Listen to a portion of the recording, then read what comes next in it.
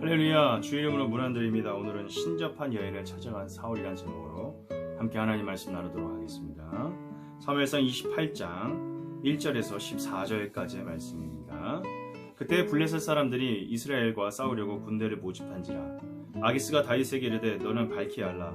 너와 내 사람들이 나와 함께 나가서 군대에 참가할 것이니라. 다윗이 아기스에게 이르되 그러면 당신의 종이 행할 바를 아시리이다 하니 아기스가 다윗에게 이르되 그러면 내가 너를 영원히 내 머리 지키는 자를 삼으리라 하니라. 사무엘이 죽었으므로 온 이스라엘이 그를 두고 슬피 울며 그의 고향 라마에 장사하였고 사울은 신접한 자와 박수를 그 땅에서 쫓아내었더라. 블레셋 사람들이 모여 수넴에 이르러 진침해 사울이 온 이스라엘을 모아 갈보리에 진쳤더니 사울이 블레셋 사람들의 군대를 보고 두려워서 그의 마음이 크게 떨린지라.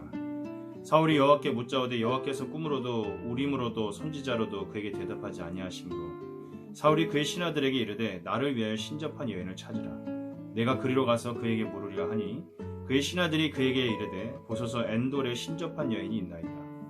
사울이 다른 옷을 입어 변장하고 두 사람과 함께 갈새 그들이 밤에 그 여인에게 이르러서는 사울이 이르되 청하노니 나를 위하여 신접한 술법으로 내가 내게 말하는 사람을 불러올리라 하니 여인이 그에게 이르되 내가 사울이 행한 일 곧 그가 신접한 자와 박수를 이 땅에서 멸절시켰음을 아나니 내가 어찌하여 내 생명을 올무에 놓아 나를 죽게 하려 하느냐 하는지라. 사울이 여호와의 이름으로 그에게 맹세하여 이르되 여호와께서 살아계심을 두고 맹세하노니 네가 이 일로는 벌을 당하지 아니하리라 하니 여인이 이르되 내가 누구를 너에게로 불러올리라 하니 사울이 이르되 사무엘을 불러올리라 하는지라. 여인이 사무엘을 보고 큰 소리로 외치며 사울에게 말하여 이르되 당신이 어찌하여 나를 속이셨나이까? 당신이 사울이시니이다.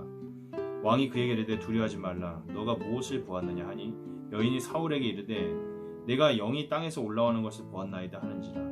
사울이 그에게 이르되 그의 모양이 어떠하냐 하니 그가 이르되 한 노인이 올라오는데 그가 겉옷을 입었나이다 하더라. 사울이 그가 사무엘인 줄 알고 그의 얼굴을 땅에 대고 절하니라. 오늘 본문을 보면 블레셋과 이스라엘이 전쟁 상황에 이르게 되었습니다.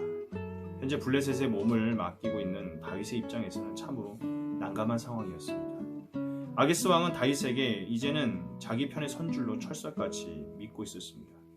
그래서 다윗에게 자기 민족 이스라엘과 싸우러 출정하라 명령을 내립니다. 일단은 그 명령에 다윗이 순순히 따르는 척을 했습니다. 그러자 아기스 왕은 다윗에게 자기를 경호하는 역할을 맡겼습니다. 다윗은 명령에 거절할 수 없었습니다. 블레셋의 한복판에서 거역했다가는 당장 자신과 함께한 이들이 위기에 처할 수 있었기 때문입니다. 한편 사울 왕은 사무엘이 죽은 뒤에 하나님의 말씀에 따라 나라에서 모든 신접한 자와 박수를 쫓아냅니다.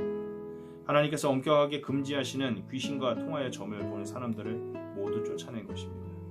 애초에 이렇게 순종했었더라면 얼마나 좋았을까요? 우리가 늘 하나님께서 은혜를 주실 때 하나님을 잘 붙들어야 될 줄 믿습니다.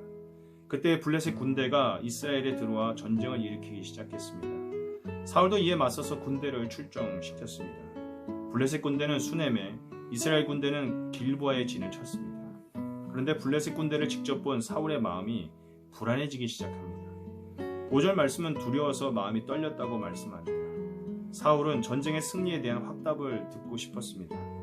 사울이 여호와께 물어보았지만 여호와 하나님께서는 그에게 꿈으로도 우림으로도 예언자로도 대답해 주지 않으셨습니다. 이제 하나님과 완전히 소통이 단절된 그의 영적 상태를 그대로 보여주고 있습니다. 이때 사울이 해야 할 것은 오직 회개밖에 없습니다. 그런데 사울은 또다시 하나님이 아닌 다른 방법을 선택합니다. 사울은 자기가 다 쫓아내었던 신접한 여인을 찾아낸 것입니다. 사울은 엔돌이란 지역에 살고 있었던 신접한 여인에게 옷을 변장하여 입고 찾아갑니다.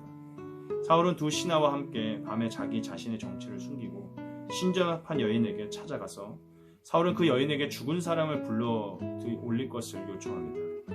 그 여인은 이러한 사울의 요청을 처음엔 거절하였습니다. 당시에 사울 왕 자신이 이러한 일을 엄격히 금지했기 때문입니다.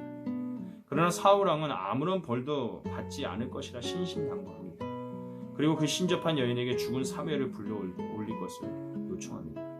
그녀는 사무엘을 부르고 난 뒤에 자기를 찾아온 사람이 사울 왕이라는 것을 깨닫게 되었습니다. 그리고 크게 놀라 왜 정체를 속이고 찾아왔냐고 큰 소리로 외치기까지 합니다. 사울은 아랑곳하지 않고 무엇이 보이는지를 물었습니다. 신접한 여인은 겉옷을 입은 한 노인의 영이 땅에서 올라오는 것이 보인다고 대답하였고 사울은 그것이 사무엘의 영인 줄 알고 크게 엎드려 절하였습니다. 하나님께서는 신명기 18장 9절에서 14절의 말씀을 통해 자녀를 불에 바치는 자나 점쟁이나 기륭을 말하는 자나 요술하는 자나 무당이나 진언자나 신접자나 박수나 초혼자를 용납하지 말라 명령하셨습니다.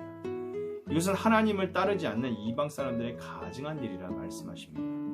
그러므로 오늘 본문에 신접한 여인이 불러낸 영은 거의 대다수의 성경학자들은 실제 사무엘이 아니라 사무엘을 가장한 악령이라고 보고 있습니다.